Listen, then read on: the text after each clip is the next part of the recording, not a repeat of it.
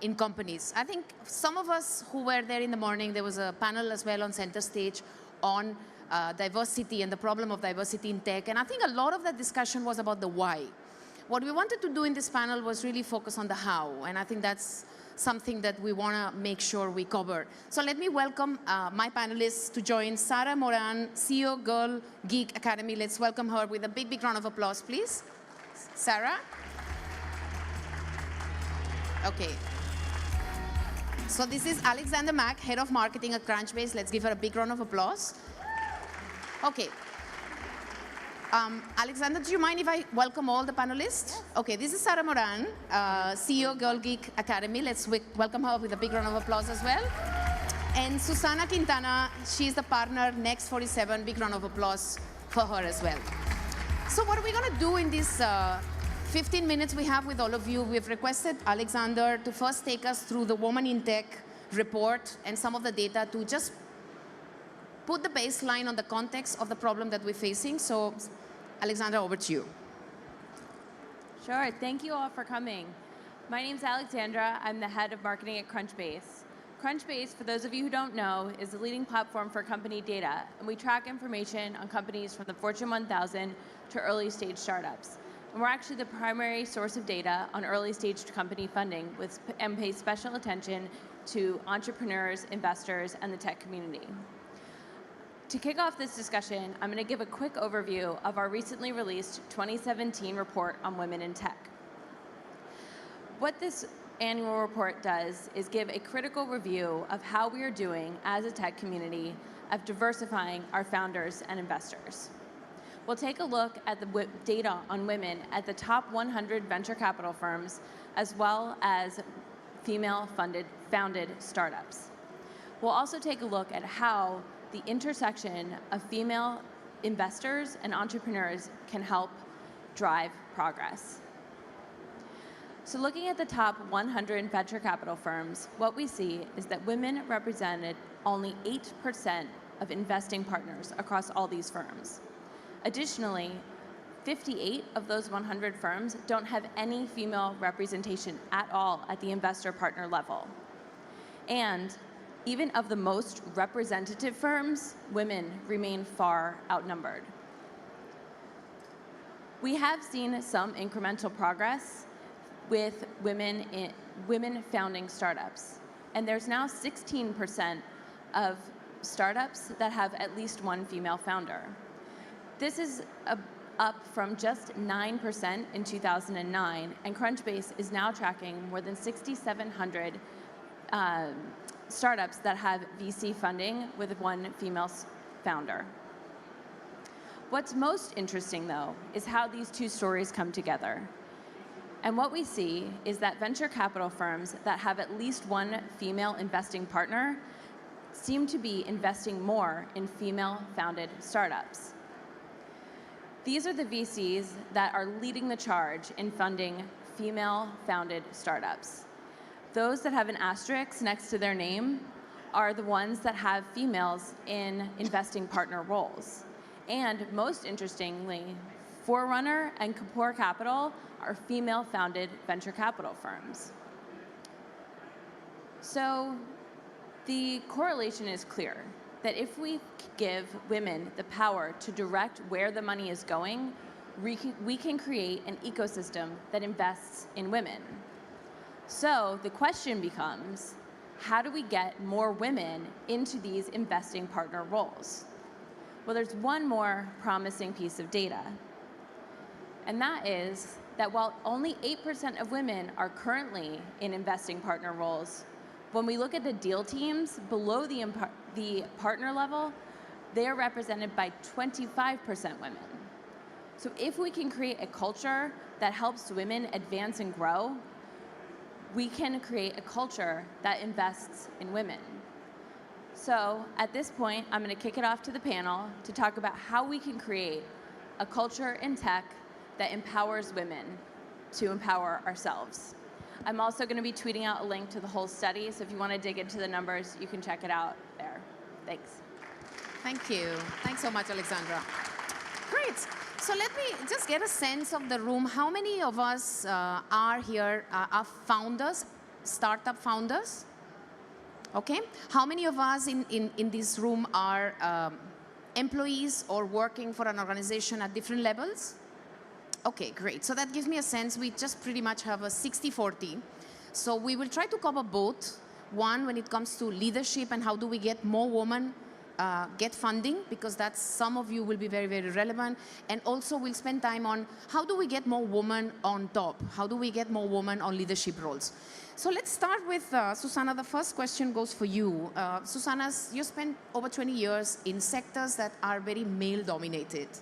Aerospace, energy, and you have led portfolios that normally are, again, very male-dominated, whether it's strategy, investment, innovation, and now you run your own organization. So tell us a little bit about how do you see this world and how do we solve it, both from getting more women, getting investments, and getting more women to raise the top?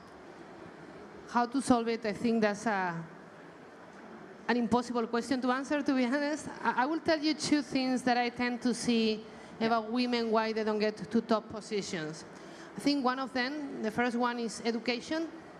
And with this, I don't mean having an engineering degree or a computer science degree.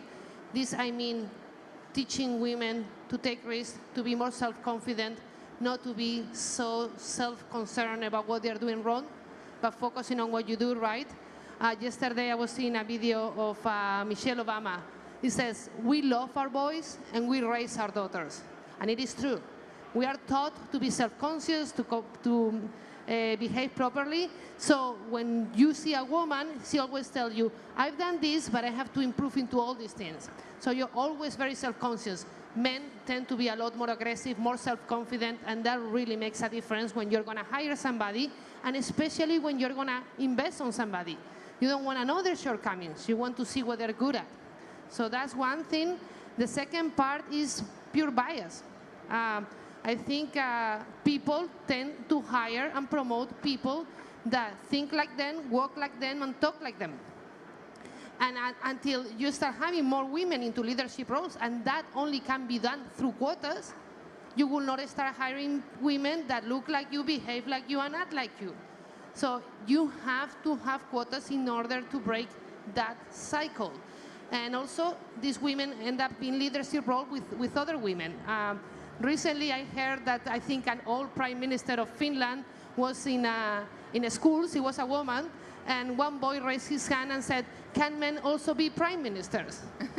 So these are things that you have to do by forcing women to start taking leadership positions and creating the other environment for the women to think they can thrive, and also to start hiring people that are similar to them. Great. Thank you, Susana. So while we want to applaud, let's applaud, you know. When you want to applaud, you feel like you want to do it. So if you want to applaud, let me know. We'll pause and applause anytime. Yeah? So, Susana, what I'm hearing you say is a lot of the softer elements. And I think some of the frustrations that happens is how do you institutionalize that change? And I want to ask Sarah about that, because you work with a lot of organizations on how to create structures that really nudge and create that force for that change to happen. Because otherwise, if you leave it to, you know, spray and pray, and yeah, we keep talking about the fact that women are like this, men are like that, and we should do like this, we should be like that, but that change doesn't really happen. So how do we institutionalize that change, or how do we enable that change to happen? Yeah, well, one of the things I would say is that congratulations to all the men who are here. Because if we're working in male-dominated environments, we need you to step up and help us make this change happen. To all the women, you know, we can say you need to be more confident, but until a man actually makes room for you and helps you with that confidence, you know, we're in a male-dominated environment. The shift needs to come from both sides of the table. We are back at home, so I'm with Geek Academy. We work with one of Australia's largest banks. And what happened was we went to San Francisco and we were like, oh, they have a women in tech problem. Maybe we can work with them and, you know, we can sort it out. And the attitude was very much like, well, you know, Google has all this money and they can't solve the women in tech problem. So what chance have we got? And I went back to Australia and I realized that our national bank has increased the number of women in senior technology leadership roles from 18% to 27% in a 2-year period. And I'm like, holy wow, that's amazing. So I went digging and said, what are they doing? And what they did was they say, well, they got all of the women together and created a network and made sure that they have a girl gang. Every woman has a woman friend who will champion for them and understand what is happening.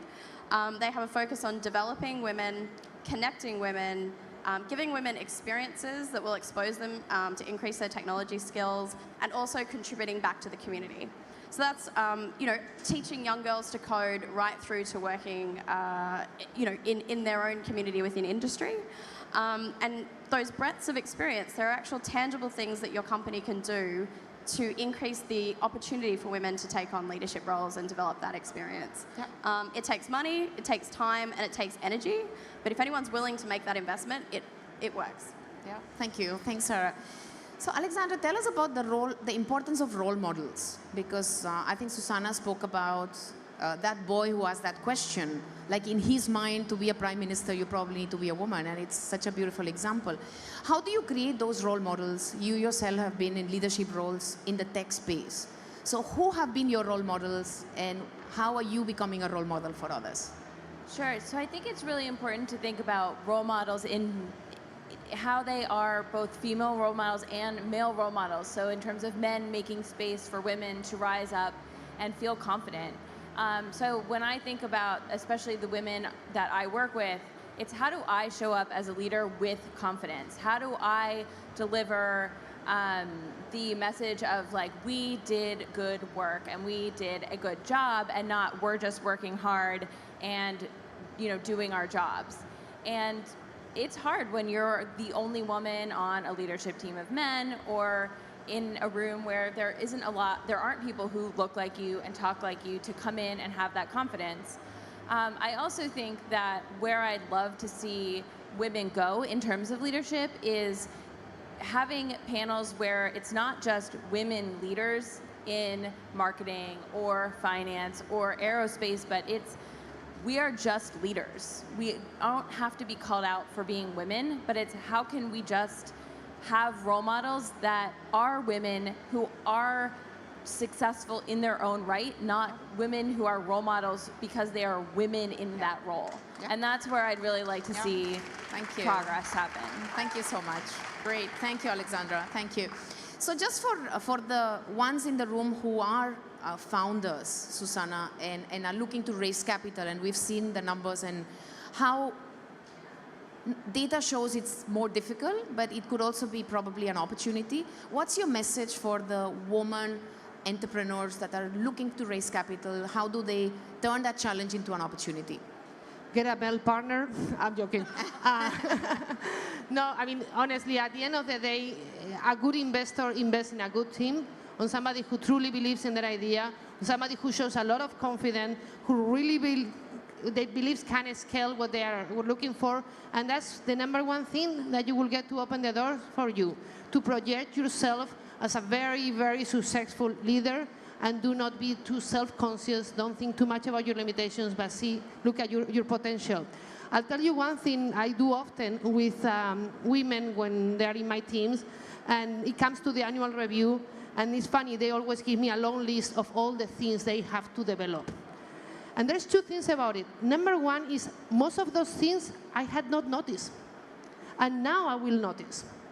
But the most important thing I tell them is like, you only have one development need, and it's to wake up every morning, look at yourself in the mirror, and tell yourself, I kick ass. There's nobody better than me. And that will be the secret to have other people invest on you. Thank you. Thanks, Susana. So I think that's true for both the groups, okay? Both the women entrepreneurs and also the women who aspire to be leaders. And I love what you said, Alexandra, about it's really not about women and men, but it's really about impact and outcome and how much of a difference you're making in the organization. So any story which is inspiring for you as a woman leader, and the three of you have succeeded in your very different areas. So we have an entrepreneur, we have somebody who's in the investment space, and somebody who represents the corporate space. One inspiring story that really changed your paradigm on how to become successful, regardless of women or men. Who would like to start? So I think one thing for me is realizing that you are a part of your own peer group. So I was meeting with a group of marketing leaders, and there was a woman there, and she said to me, you have to see yourself on the same level as your peers. And to find your own confidence in saying, I am a member of the team of the people in my peer group. I'm not just a member of my own team. Yeah. My direct reports are part of my team, but I am a member of the team of my peers.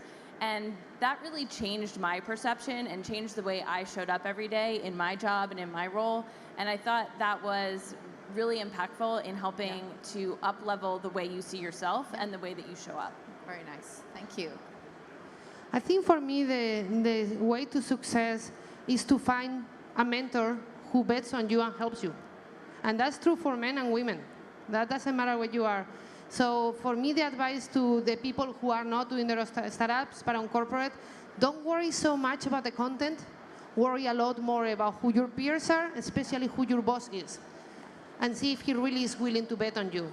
Because that's how I grew in corporations. I had managers that believed on me, supported me, shielded me from my mistakes that I made, and let me grow. And that has been the secret to my success, have people that support me. Yeah, thank you. Yes? I think for me, I early on realized that if it's so male-dominated in the space I'm working in, well, I'm not meant to be here anyway, so stuff it. I'm going to do whatever I want. I can go and I can take risks and I can really put myself out there, because the worst that can happen is I meet everyone else's expectations. The best that can happen is I blow them away, I totally meet all of my dreams and make them come true. And that's what drives me every day, is just to be like, well, you didn't think I was going to succeed anyway, so if I don't, I'm only going back to the square one. So just one, because I'm conscious about the fact that we have a great male population in this group as well. So one thing you would love men to stop doing, and one thing you would love men to start doing? It's a difficult question. Let's start with the stop. And maybe a little bit of what you said, you don't have to think about yourself as a woman. I do think of myself as a woman. And one thing I hate is that I get measured by the leadership trails of a man. It drives me crazy. So everybody says, you have to have gravitas. Like gravitas is something of a 50-year-old white-haired man. I am a Southern Spanish woman. I don't have gravitas. I have passion. I have drive, but no gravitas. Why don't you ask the man with gravitas to have passion? So to me, it's really, and again, it's about the role models. The stick is designed for men by men, and we will never fit to that stick. Yeah. So that's my number one thing that I think they should stop doing. What they should be doing is what you said, make a bet on somebody different than you. Nice. And not only women, somebody who walks different than you and talks different than you. Very nice. Because you will learn. I said, to me, there's nothing more boring than people agreeing with me. I don't learn anything. Give me something different. Thank you. Thanks, Susana. I think I have Ramona here saying, yes, I agree with you. Thank you, Alexandra. And I think to parallel that, what I wish men would do is mentor a woman. Yeah. Is open up your mind to understanding how I am, and then help me find the best parts of that and move forward in my own career. Wonderful. Help me open doors. Help me figure out how to have the right conversations to be at that level. So see me for who I am, but help me to break down some of those walls. Wonderful. Thank you. Thanks so much, Sarah. Okay, claps. Okay. You guys are really encouraging audience, huh? Let me tell you this.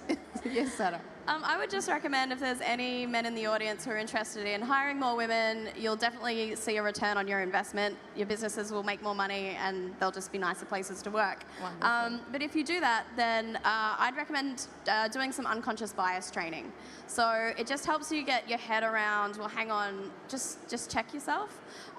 Because it's a skill, it takes about an hour to do, and it's an investment in your company to be able to go, oh, wait a minute, maybe I didn't understand what I was doing in that situation as well as I could be. So simple, easy to do. Wonderful. So I'm going to close with the last question because we run out of time. What's the advice you will give to your younger self? and answer it in just one sentence because we really run out of time. So if you go back to time and you see your younger self, what will be the one advice you will give? Sarah, do you want to start? Just make your dreams come true. Otherwise, your life will be a nightmare. Susana? Don't worry, you'll be fine.